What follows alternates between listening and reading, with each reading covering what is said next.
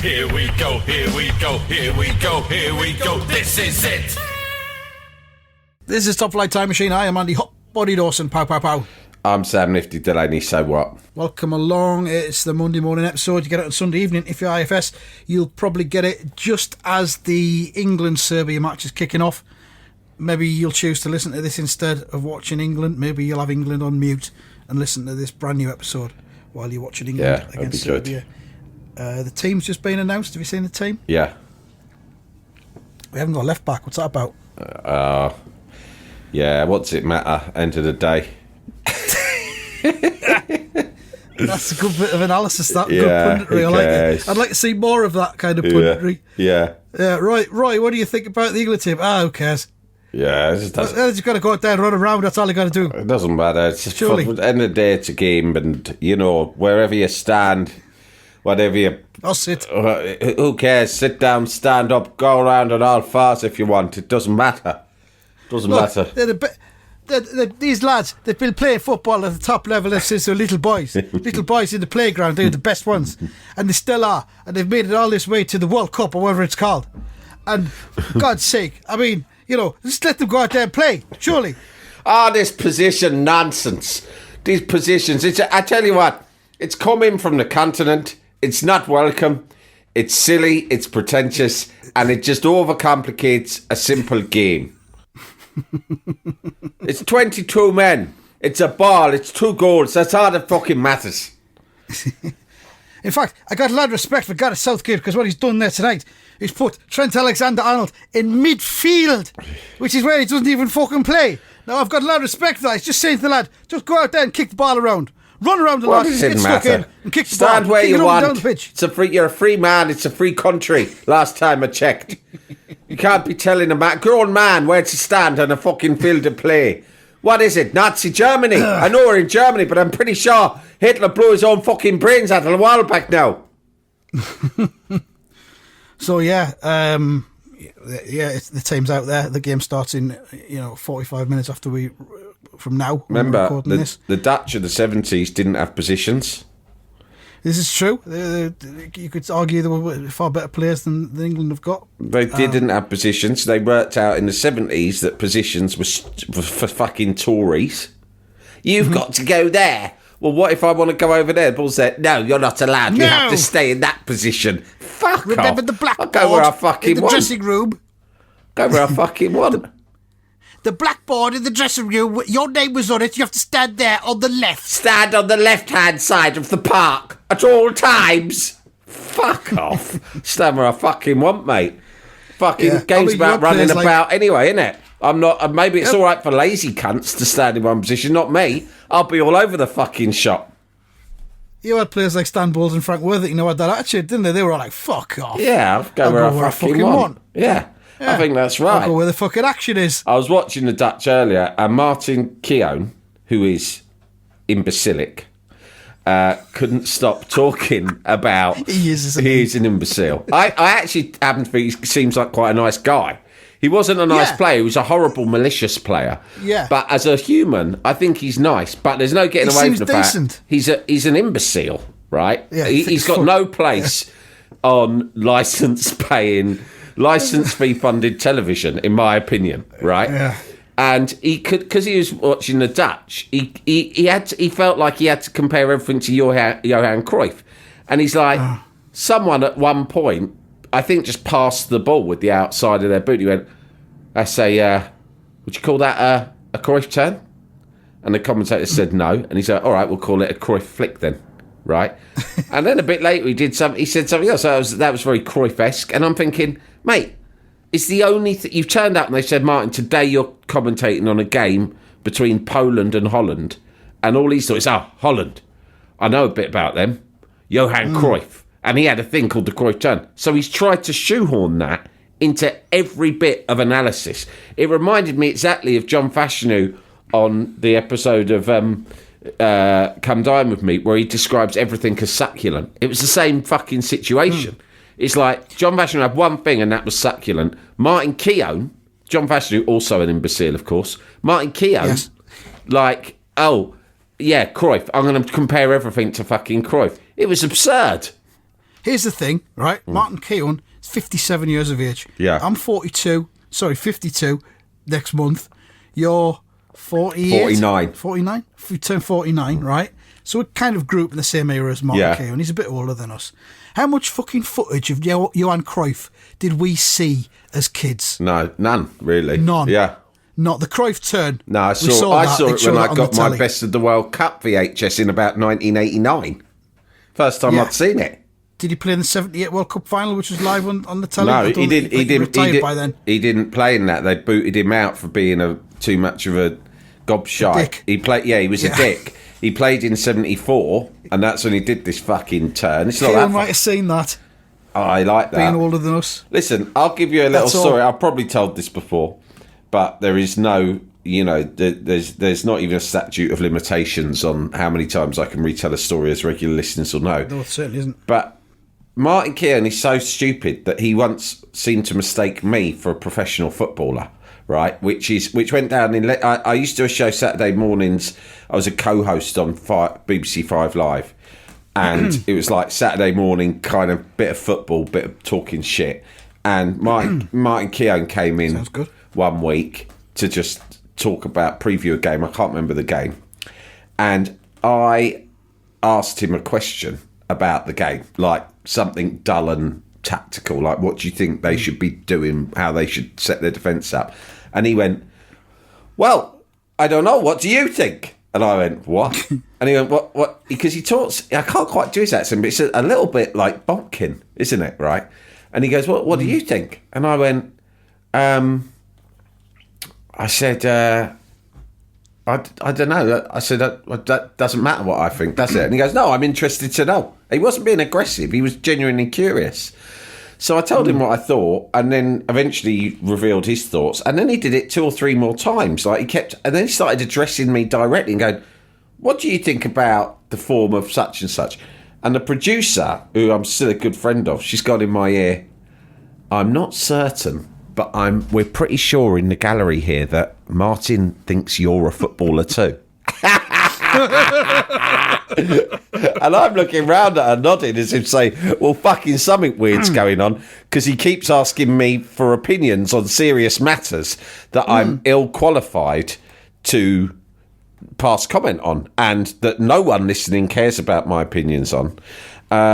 So I just thought, again, while it was happening, I started thinking, it's quite polite, he wants my opinion, and then I just thought, no, imbecile. He thinks that I'm someone in a position of credibility. It's quite hard to describe his voice style. I mean, imbecile will be a quite easy word to use, but he talks a little bit like a monster, but like a slow-witted one.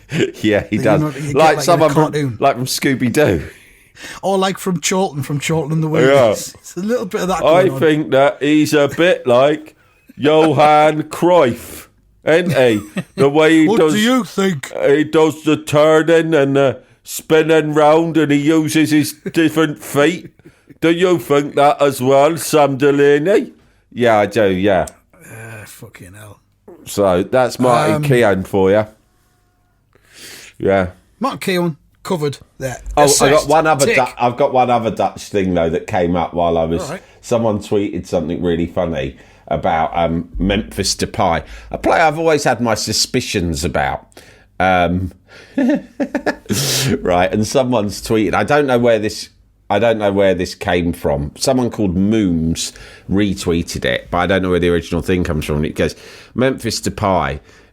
This is an anecdote that Wayne Rooney, right, who increasingly I think is he's always been a person of interest to this podcast, but I think he increasingly he's competing with Jamie Vardy as like greatest living Englishman, or like he's up there, best, human of honour. Yeah, he's Which definitely is the next stage up from person of interest. Yeah, and this anecdote goes, this is Wayne Rooney talking about Memphis Depay. Do you remember Memphis Depay had a very short and unsuccessful spell at Manchester United? Yes. He goes, he came on at Stoke away and messed up for their goal, Rooney begins. So Louis van Gaal made him play for the reserves the next day.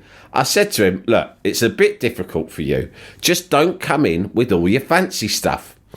And he turned up for the reserve game the next day in his Rolls Royce, wearing a leather jacket and a cowboy hat.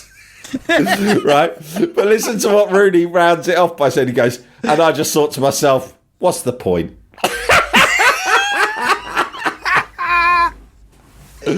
What's the point?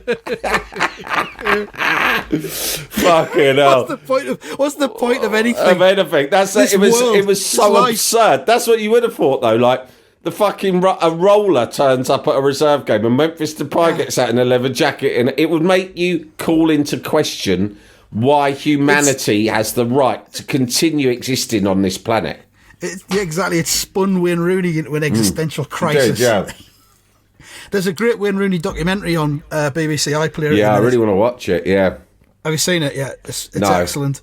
Favourite bits for me are obviously Wayne Rooney being brilliant aged 18. Yeah, amazing. How fucking incredible So he was. good. For me, I've said it before, I think he's the best ever English player, in my Quite opinion. possibly, yeah. You look at the trophies he won at Manchester United. And Unbelievable.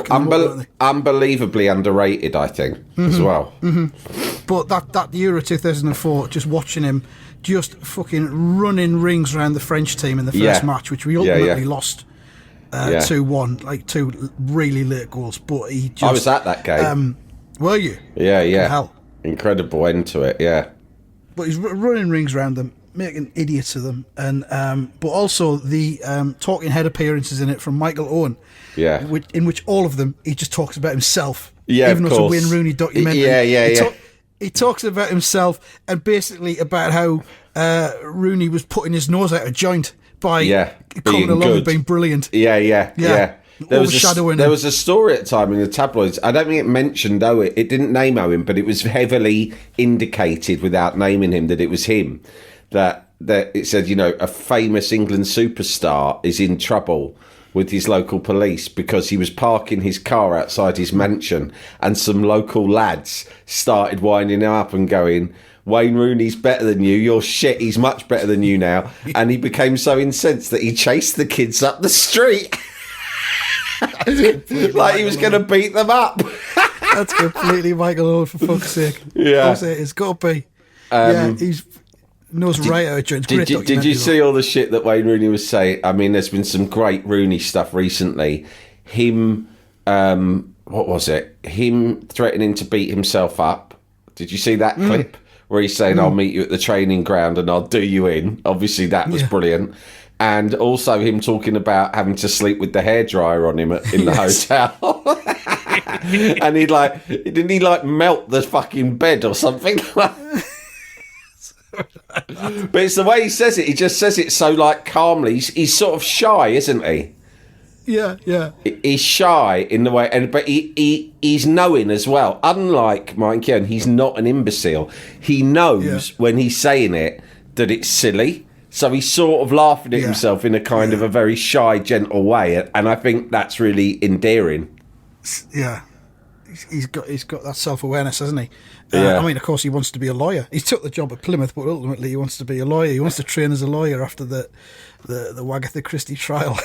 I mean, just take it. You got in his raincoat. You got to respect him for taking that job at Plymouth as well, because Wayne Rooney must be an exceptionally rich man. If you think of not just his career, for a long time he was the best paid player in the Premier League, and this is not in the old days. This is quite recently when there was huge money in the Premier League. Era. And on top of that, for all those years in the noughties, he was such a superstar. The commercial endorsements he got were unbelievable, like Coca-Cola, all that shit, right? That one where he's standing in the doorway of a caravan, looking like he now looks, bearded and overweight and dishevelled. Yeah, and now he turned into With it. a bowl of cereal or something in his hand. Yeah, so he's not. He doesn't need money, but he's taken that job at Plymouth, which, with all due respect to Plymouth fans, it's about one of the most unglamorous jobs you could take. Do you know what I mean? And it's so far away as well. It's so remote from the rest of the country, and it's so far away from where he's from as well. It's not like it's a quick fucking drive up the M1 for him or anything like that. So, as another thing another tick box for his human of honour status is the fact that he's thought, fuck this, I'm going to go and manage Plymouth. Maybe Michael Owen sold him his helicopter. There's no need for Wayne Rooney to manage Plymouth, but he's fucking doing it anyway. Let's not forget the time that Phil Bardsley knocked Wayne Rooney out in Rooney's own kitchen. Oh, yeah. What was that about? And it was fucking filmed on a phone. Were they playing a game or something like They're that? having a fight. They're Having a real in fight. Kitchen. Yeah. Yeah. And Phil Bardsley sparking him out. Incredible stuff. Jalapeño. Jalapeño. Talking about fighting, I don't know if you saw, but I tweeted a bit earlier this evening. Do you think you could beat your dad up when your dad was in his prime? Right. Right. I saw that. I put it got a big response, and I was like, the reason I was thinking about it is that at the family wedding we went to last week, I was winding up one of my brothers. I was saying the problem is you lot are all shit scared of Barry, right? Which is what we call our dad because it's his name. We don't feel like the relationship is intimate enough to use the word dad very often, put it that way, right? I said, you're all scared of him because you grew up with him when you were little kids and he probably used to whack you, right? Like dads did in them days. And he goes, yeah, that's right, he did. And I said, whereas I never lived with him, so he's never whacked me and I don't have that same fear. So when I am cheeky to my dad or I argue with him or bicker with him, I've noticed that my older brothers shit themselves and start Shy giggling. away. In that giggly way, you know, when people are nervous because someone's like stuck their head above the parapet, and they go like, and they do like this to my dad. He's only joking. He's only being silly because Don't hurt him. they don't want it to escalate, right? Yeah. And I'm like, what you need to understand is you might be shit scared of him, but I'm not. I said, you know, he's an old man now, but even in his prime, I would put him to sleep. To use a Wayne Rooney phrase, I'd put him to sleep in 10 seconds, right? Little man. I'll put him to sleep in 10 seconds. And my brother Don was like, fuck off, I'm not scared of him. I said, you're fucking all shit scared of him. They're going round to watch the game at a couple of my brothers going round to my dad's compound to watch the game tonight, right? In my dad's compound, where he lives in a flat, he's got a fucking... when he broke his arm, I got him a new telly and I got him one of them fucking electronic reclining chairs. Whoa. And I'm pretty sure, I don't know if you remember, but I hired a couple of Bulgarians to come round and clean all the rest of the shit out of his flat because it had become Howard Hughesian, right?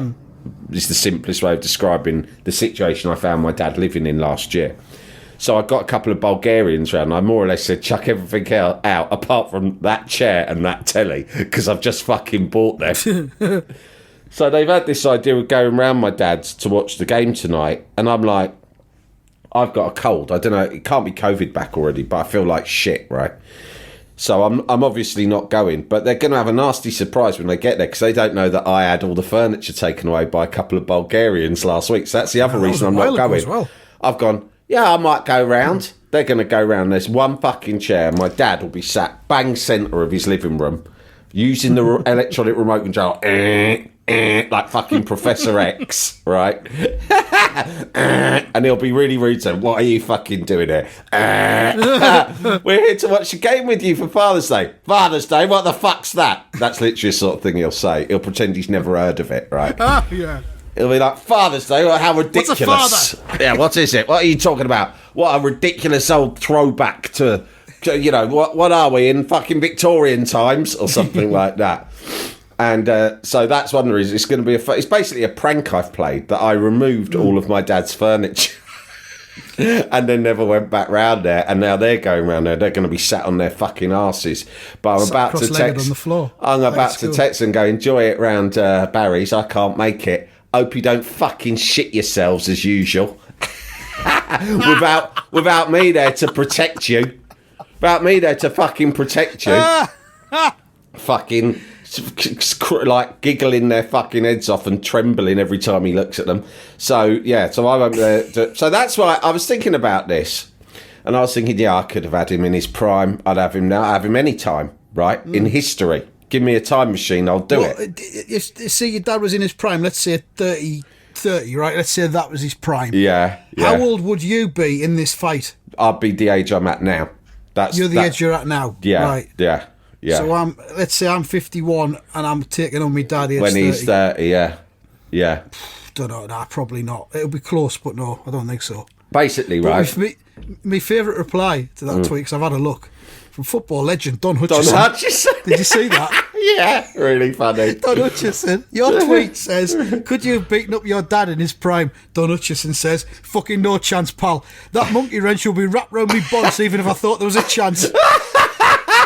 Well, you know, he's from Gateshead, and I thought, the Gateshead dads are probably pretty tough. I mean, my dad was a boxer at school, and he went to a fucking Catholic state school where it was like priests beating him up, and he boxed. And apparently he was quite good. And I've heard of him having fights before I was born. I saw him have one fight on Chorleywood Common in about 1985, where we were playing like a game of sort of baseball, the whole family, like loads, like all my cousins, everyone. And these fucking there's a golf course on Chorleywood Common, and these golfers just tried to play through us, right? We weren't on the golf course, by the way. I think they'd hit it into the rough. And they were trying to get back. I don't know how it fucking works. But for some reason, they fucking hit the ball through us. And it missed my cousin, who was like about 5 years old, by a hair's breadth. Fuck. So my dad picked up the golf ball and fucking lobbed it in a lake. Or a pond, right? And this fucking really irate golfer comes fucking storming over his golf club, right? I was like, what the fuck do you think you're doing? And everyone kind of raced over. These golfers came one way, and it was all my family. I mean, I was only young, and he ran up to my dad, and I was like getting quite excited. I was like, "What's going to happen here?" And my dad had not a baseball, but like a softball. They're like bigger. They're like a baseball, but bigger. Mm-hmm. But they're not as solid either. Do you know what I mean? No, I think they're a softball. Yeah, but it's not squeezable. It's not like that. There's a bit of give. It's hollow. It's hollow, basically.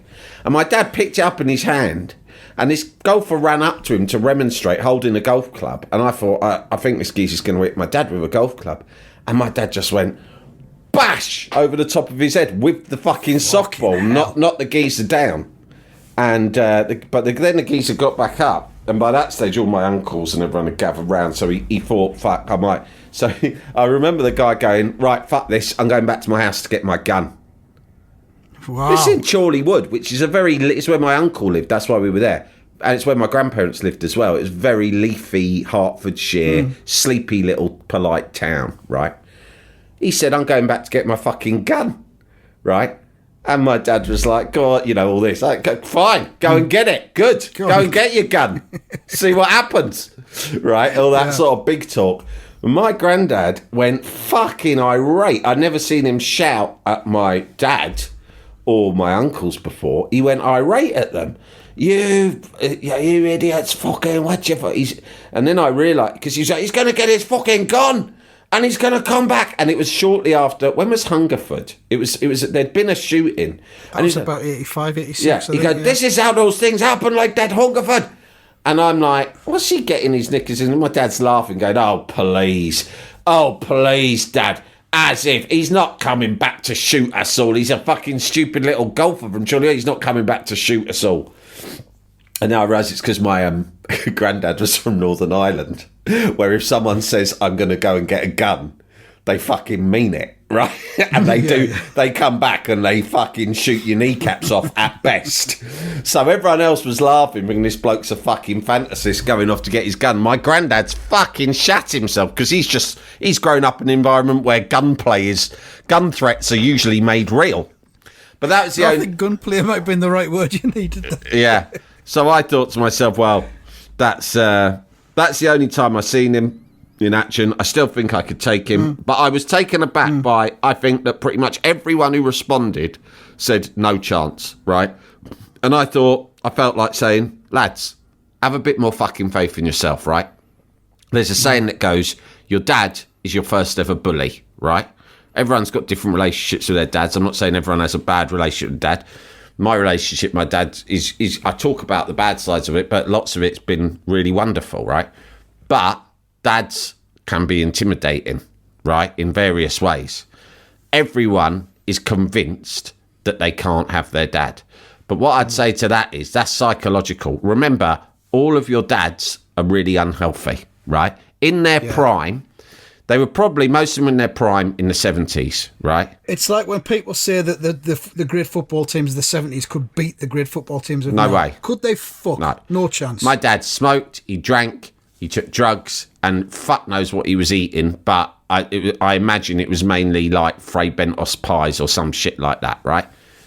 If nothing else, I mean, even if I just fucking stood and avoided him and wore him, I could let him wear himself out, no problem.